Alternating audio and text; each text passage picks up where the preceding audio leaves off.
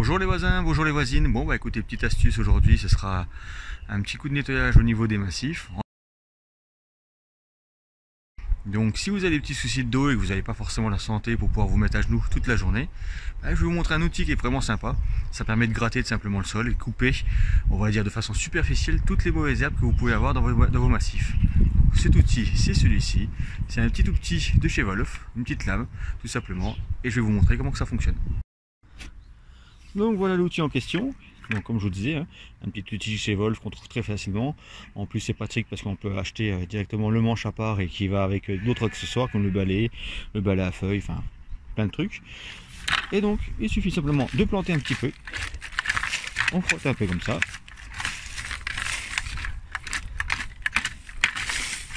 Et voilà. Donc là je vous montre pour un massif. Mais pour les personnes qui ont un potager et qui se disent voilà, on peut pas toujours tout nettoyer dans le potager parce que l'allée est un petit peu réduite et qu'il n'y a pas trop de passage, avec ça on peut vite se nettoyer quelque chose de propre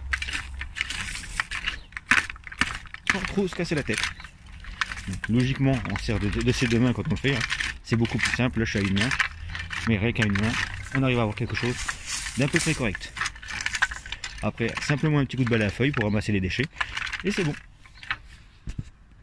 Prévu. Voilà, comme prévu, le boulot est fini. Zoup.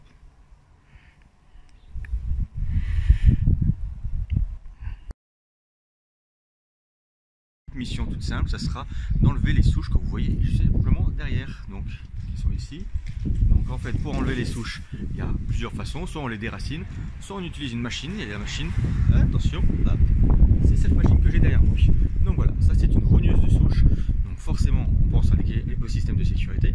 Donc le casque, les gants, la protection pour les lunettes.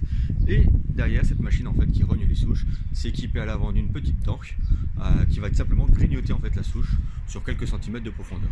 L'idéal, c'est de se rapprocher du mur, mais si on utiliserait par exemple une mini pelle pour pouvoir les déraciner, on risquerait peut-être d'arracher le mur avec. Et puis monsieur, madame, tout le monde n'a pas forcément le permis pelle, c'est pas forcément toujours très adapté, tandis qu'une rogneuse de souche, ça se trouve en location dans...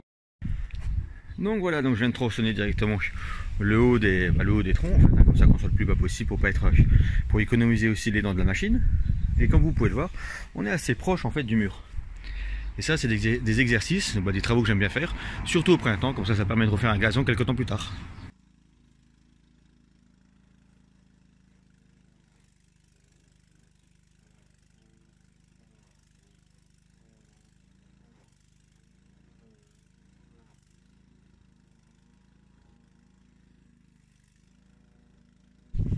La souche était ici.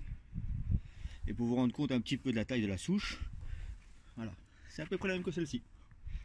Donc on est à peu près sur une taille de main, à peu près 20 cm de diamètre en gros quoi. Voilà. Bon bah voilà le résultat.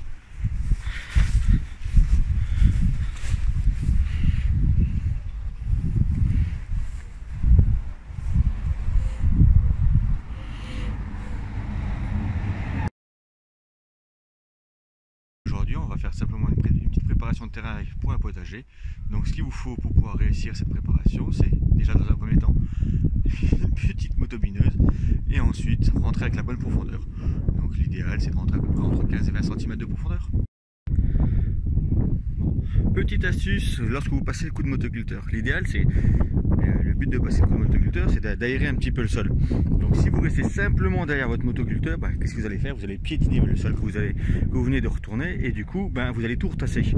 Donc l'idée en fait c'est de commencer à partir du milieu du terrain. Vous faites des cercles ou dans un sens ou dans l'autre, peu importe, mais vous faites des cercles pour aller vers l'extérieur du terrain et vous marchez simplement en décalé par rapport à tout ça.